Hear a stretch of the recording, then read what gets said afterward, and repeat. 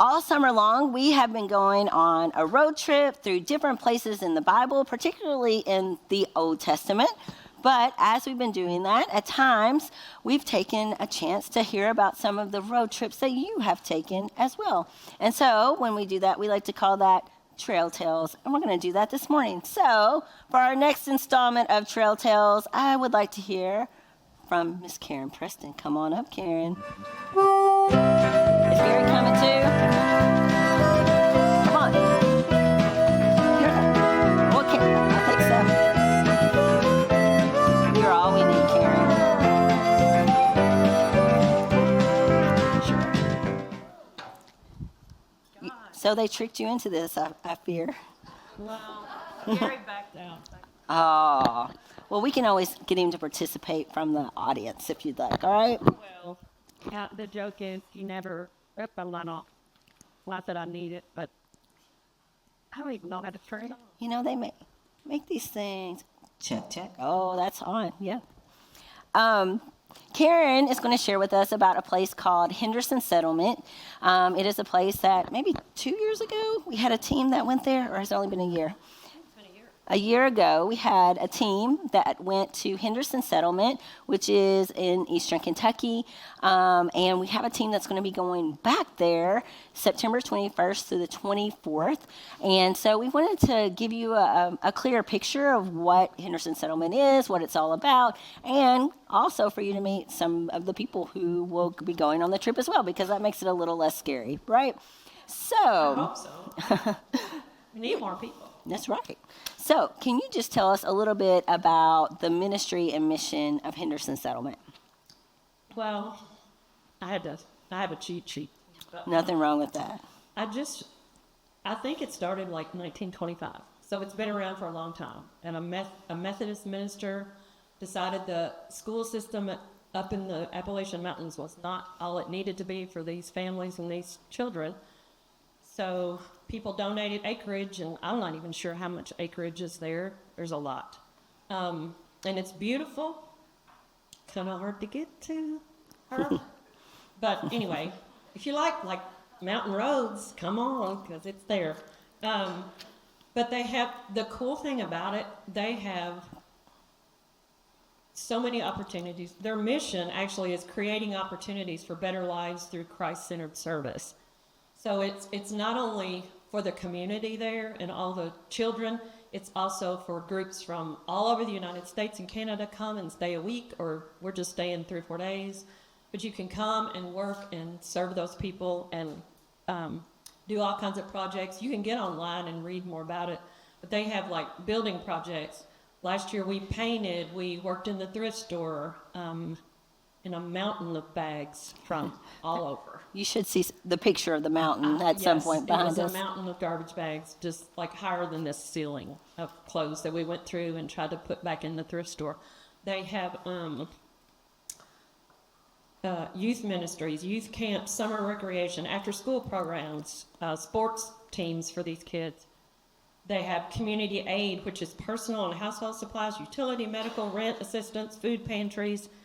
They have infant support. There are a lot of single moms in Appalachia, and so they have a kind of a store, a place you can come to for education, for items that you need.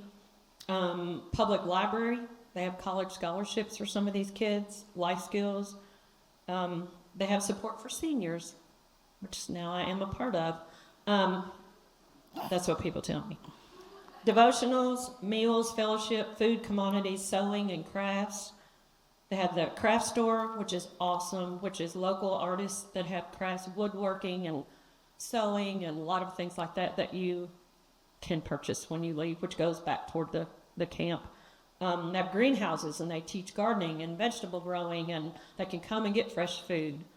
And they have beef cattle, which they raise and use to feed people that are at the camp or working, and they also can distribute it to the community. So they do a lot. That's a lot of things for one place to cover. Right. So, it's very holistic in its ministry. It's yes. like not only caring for people's spiritual lives, their physical lives, social, and mental health as well. So with all that was going on there, what is one memory from your trip that you will always hold on to? There's so many. Yes, the ride there was interesting. It sounds like that might be something we, I don't know. No, Maybe we but don't want we to revisit it now, but I'm going to ask Herb about it. It sounds like Herb needs to tell us Tina the just story. said maybe we should get there in the daylight. But I told her that probably I said, that helps. would be worse for me because I was in the floorboard of the back of the truck. But I don't want that to scare anybody. Gary would tell you that I can act scared if I'm down Scouts Road. So anyway, but it is beautiful. It's on a huge hillside, and they're starting a park across the street for community use.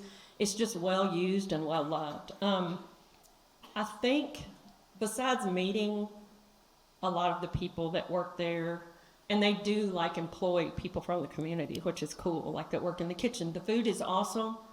They have several dorms or big houses. We have one for 16 this year.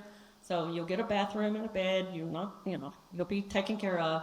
I think part of it, and I think Missy did it on the trip to Stockdale, the camaraderie that you make, and you're all in one big house, and a lot of people did not know each other at all, but by the end of the time you do. I mean, we cooked a meal in that, we slept there, we talked and played cards and stuff like that, but that's something, especially if you're new or you don't know a lot of people, throwing you in a place like Appalachia and, working together side by side. And there is something for everybody. Not everybody can build or be an electrician or paint, but there'll be something for you to do. Something I was told, they said at the last service, is that it's extremely well organized. Like Yes. you get there and they have things prepared for you. You never feel overwhelmed because No. they guide you through the process. You go through a little orientation at the beginning, and they have these tool sheds and massive places where all the tools are and everything you need. There's no delay. When we're leaving. And some of the work is off campus. They actually build a home for somebody in that area, I think, every year. They're on home number 39. So if you had a group that want to go just for a week and start it and then somebody finish it. But just hanging out with the people, and then you just get up and you meet a lot of people from other states because there's usually somebody else there working at the same time. But, and there is a serenity about it too, because you're up and then the valley kind of goes down. So one time we had like a Devo.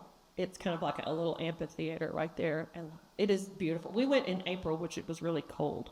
So we're going in September, so hopefully the weather will be a little bit better. But I don't know, there wasn't just one. Yeah. Just not one.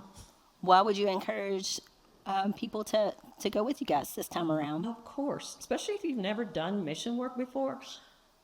Gary and I, at our former church and stuff, we've been to third world countries several times. But a lot of people would say, well, I don't want to leave the country. Here's some money, which I'd always take the money. But this is an opportunity to do something in our state for our people. It doesn't take that long to get there. You'll only be there 3 or 4 days. So it's not like a week. You have to get off your vacation and stuff. So it's one of those, like, if you want to get your feet wet, this is a good opportunity to do that and meet some people and make some bonds that will last. Love it. And serve the Lord, of course. Absolutely.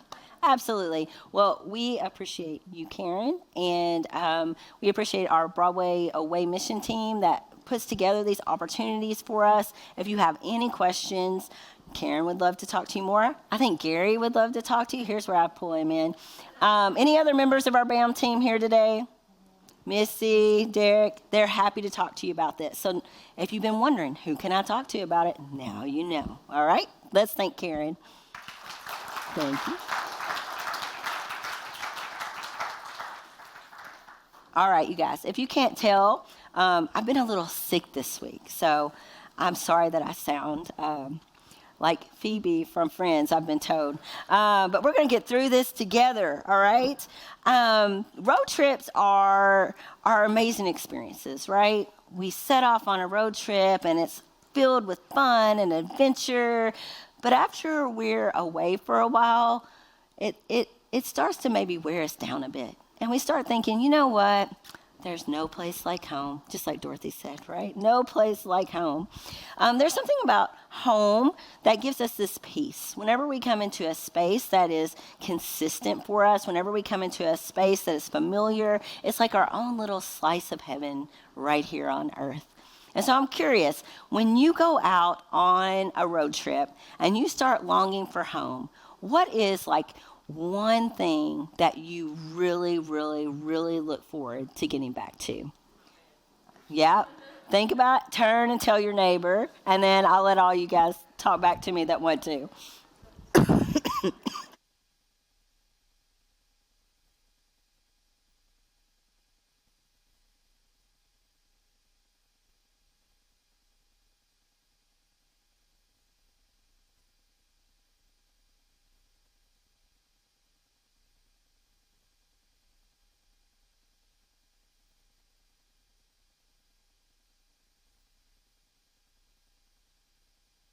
A shield around me, the power fading in your light.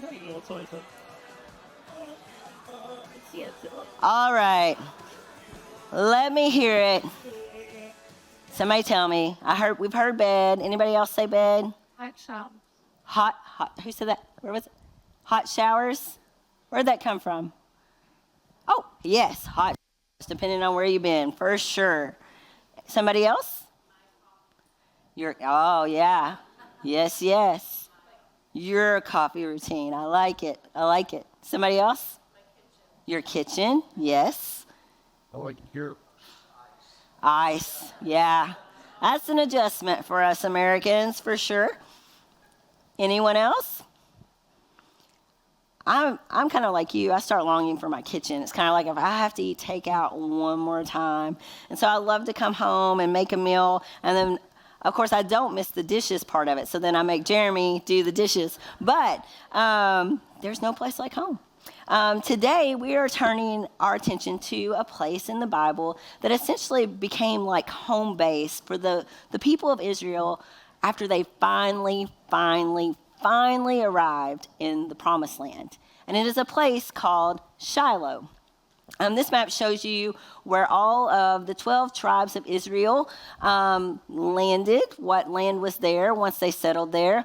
Maybe you're like me and you start counting the number of names on this map and you're like, it's supposed to be the 12 tribes and there's 13 names here. Why is that? Well, that's because, do you remember Joseph, the one with the coat of many colors that his brothers were really mean to, but maybe he might have brought a little bit of it on himself? That guy, whenever the land got divided up, his sons each got their own territory. And that's Manasseh and Ephraim, which is important because guess where Shiloh is? In Ephraim there, right? And so what was it about Shiloh that made it so special to God's people? You know, there's lots of other dots on that map. There's lots of land there. What made this stand out? Well, what made it stand out was that when the people of Israel were out in the wilderness wandering around, they basically had a pop-up tent sanctuary, right?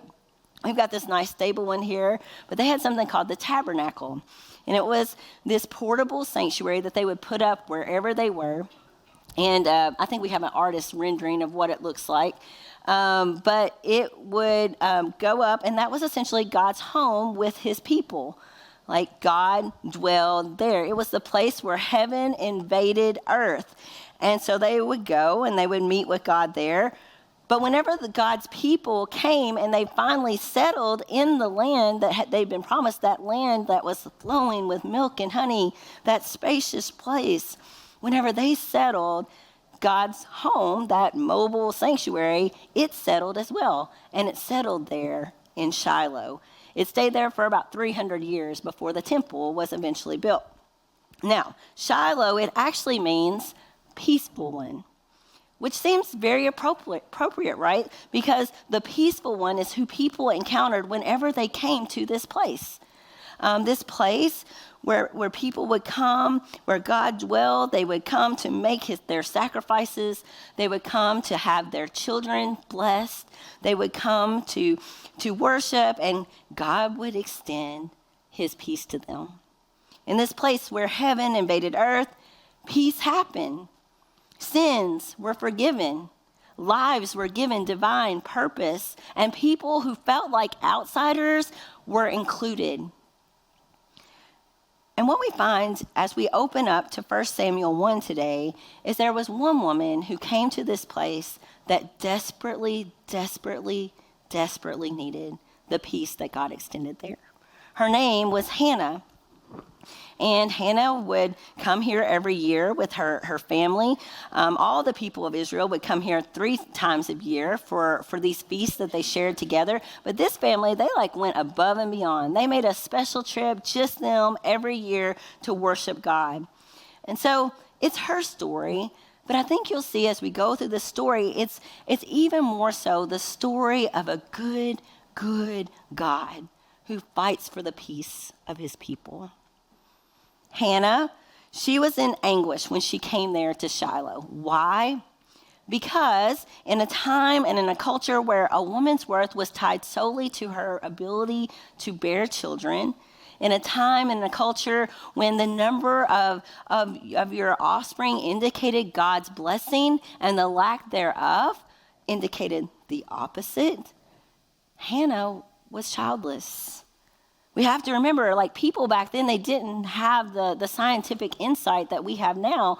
And so they just kind of looked at most things. And if it was good, that meant God or the gods was happy. And if it was bad, well, that must mean that you made the gods mad about it. That was how they explained how most everything occurred. But think about that. Think about Hannah walking around under the weight of that.